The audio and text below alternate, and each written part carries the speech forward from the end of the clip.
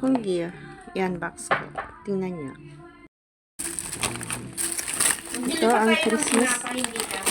Di na, daming panghaton. Aba! Ano to? Ano to? Bigay ng amo ko to. Wow! Wow! Ay, nag-exchange gift siguro yan. Kape! Dami niyang binigay, oh. Kakainin. Oh! Indomie. Saka chocolate. Ito, ang dami din yung binigay. Kaya pala, ayan, dami kong pagkain for 5 days, no? 5 days, mag-chicherya ka. Oh, 5 days akong magkikirya, 5 days akong walang work. Tapos binigay ng amo ko to. Oh! Ang dami. Thank you, Lord.